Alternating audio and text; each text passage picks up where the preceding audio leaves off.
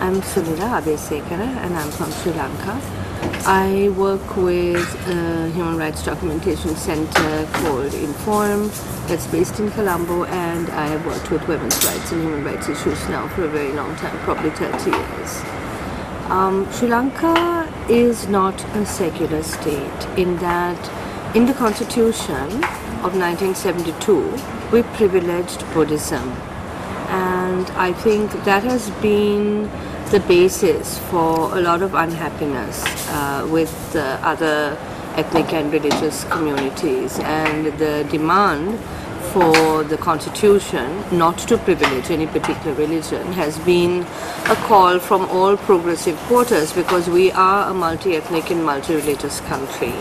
We have had a war in our country which is based on discrimination against minority community, the Tamils.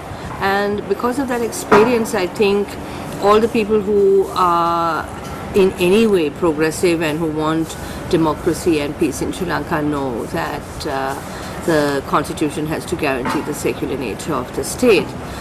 But I think if you look at the history of secularism and the discourse on secularism in Sri Lanka, you see that in the 1920s and 30s, when the anti-colonial movement was strong and when the British were just, leaving the region, the left parties took up the call for secularism. But unfortunately, when it was translated into Sinhala, which is the majority language, majority ethnic community in Sri Lanka, it was translated as being unreligious. And I think that created a huge backlash. So there was a resistance to secularism because the Socialist Party and the Communist Party did not understand that in a country like Sri Lanka, everybody wants to be religious. I think when you have discussions with people, they're perfectly happy that religion should not have anything to do with the state. But the way that it was originally introduced to Sri Lankan politics as being the concept of being irreligious or without a religion, I think that has created such a problem for us that even in 2008, it's very hard for us to talk about secularism because we are carrying this old baggage. In addition, I think what we have seen happening in maybe the last 20 years, as the ethnic conflict has intensified, is that there has been, originally the conflict is based on ethnic difference and linguistic difference and geographic difference, right? Because the Tamils are a minority community, they live mostly in the north and the east, they speak Tamil, which is very different linguistically from Sinhalese and so forth. But there has never been the idea that this is a religious conflict or that this is a conflict based on religion.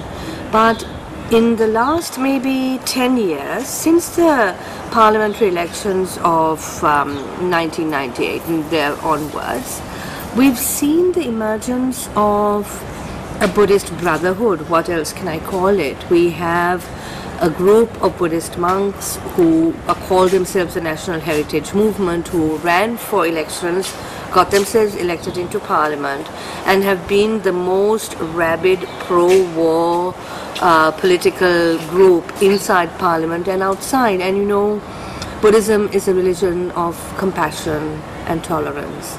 So it is absolute anathema to Buddhism to have these monks, they're not monks, we don't consider them to be monks, these political fascists wearing the saffron robe, identifying themselves as Buddhist monks, and then doing this anti-war rhetoric. And they have very cleverly managed to link the support for the LTTE from various church-based groups in Western Europe to also saying that the LTTE, the Tamil Liberation Struggle, represents all that is Western, imperialist, Christian. So there's a very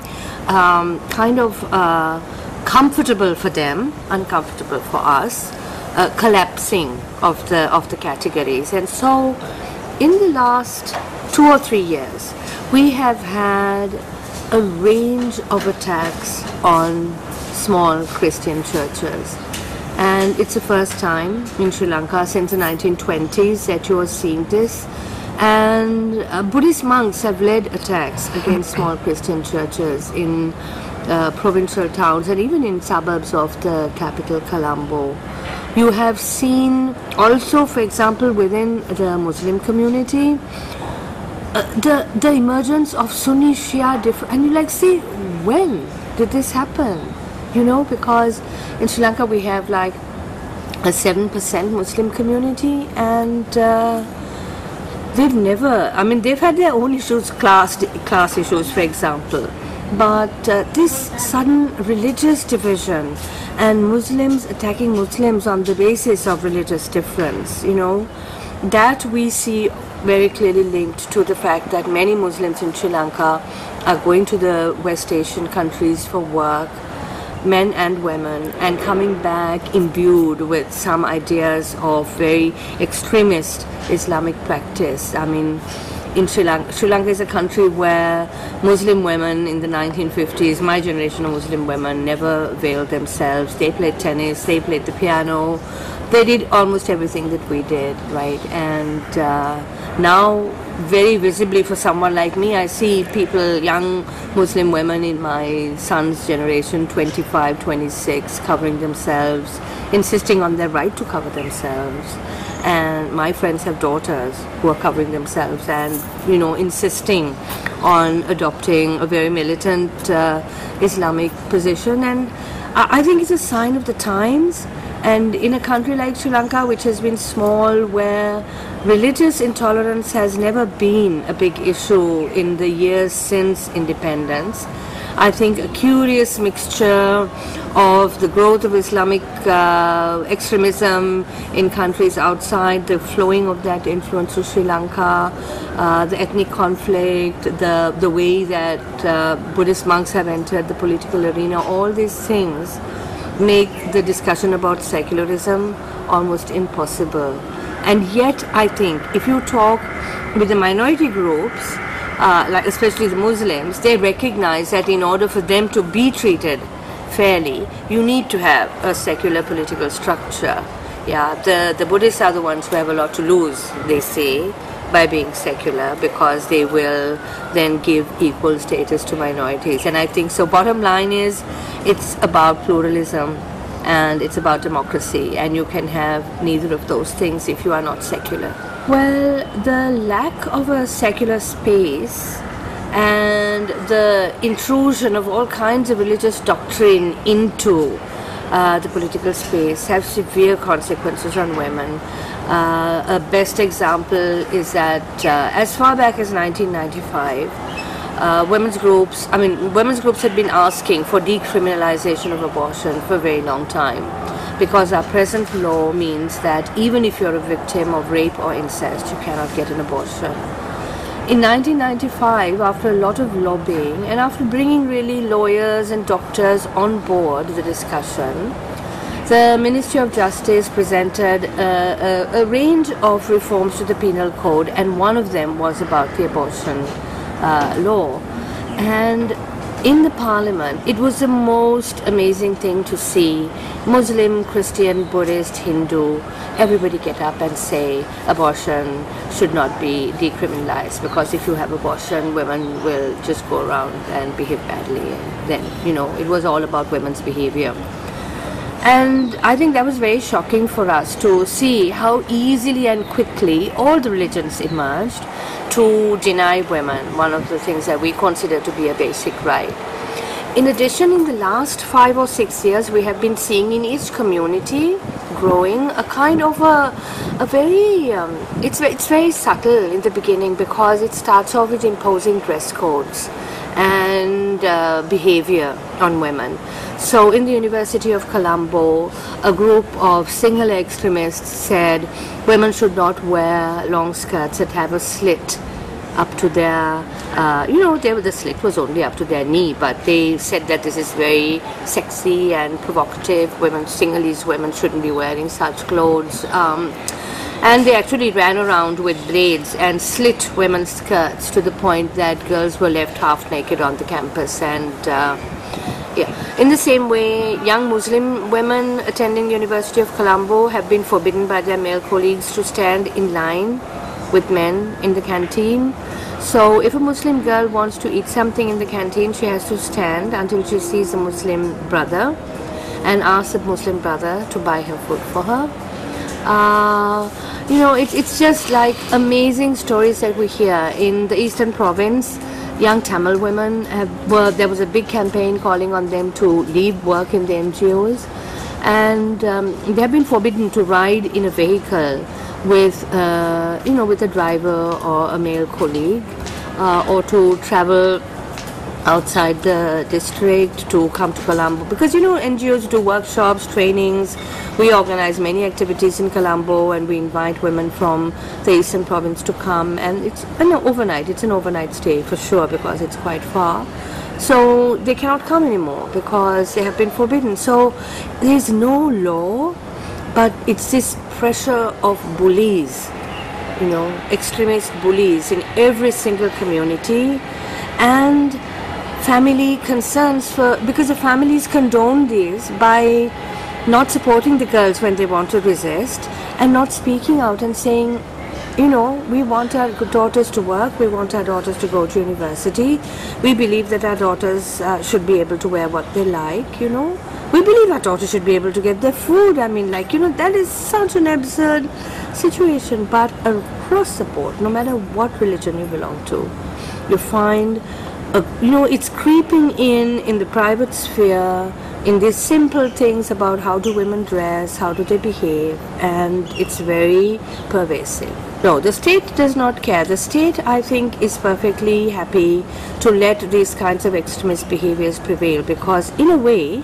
the community polices itself. And I think that leaves the state free to fight the big war that they're fighting with the LTTE. And I think in the government now we have very many conservative people, especially when it comes to women's issues. So no, the Sri Lankan state is not interested. In fact, it is complicit by being silent, because all these acts are in direct contravention to our constitution that guarantees equality for women. Women's organizations always talk about peace and democracy and pluralism and power sharing on the basis that it has to be a secular state. We think that that's I don't know, we have really felt that this is a strong incursion on, people's right to decide on the freedom of expression. And we do hope that there is a better discussion, because we know that within the UN now, also the extremist and nationalist and chauvinist forces are in power. So it is no surprise to us that such a declaration can come from the UN, right?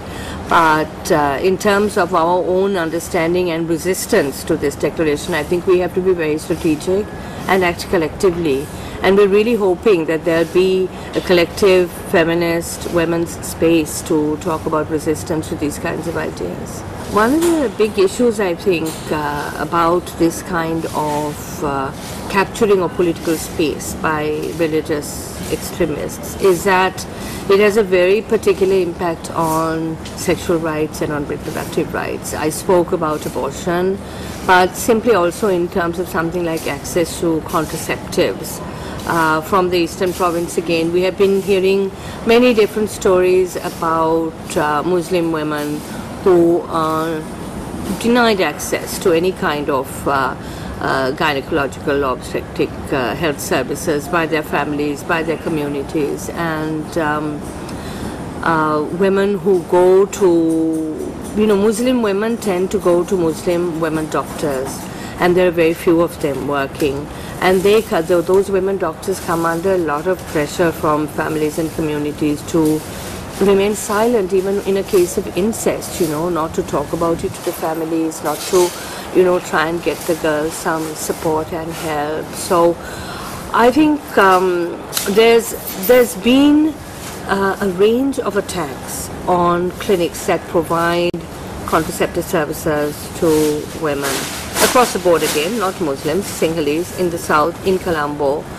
Some clinics in the free trade zone areas where there are many women who are working in garment factories actually closed down because of these attacks, and it's interesting in the newspapers, you see a slew of articles against abortion, and some of them are very clearly coming from the Catholic Church, funded by Catholic groups, but it has an impact on non-Catholics because we're a multi-religious and multicultural country. In the same way, the space to talk about sexual rights issues is shrinking because of the fear, because of the pervasive presence of the military on the streets in most of the big cities, the ways in which especially gay men, because they're the ones who inhabit the public spaces, they get harassed and attacked and subjected to violence, and the ways in which lesbian women who almost never occupy the public space but live and have their relationships in private space are also finding that private space is shrinking.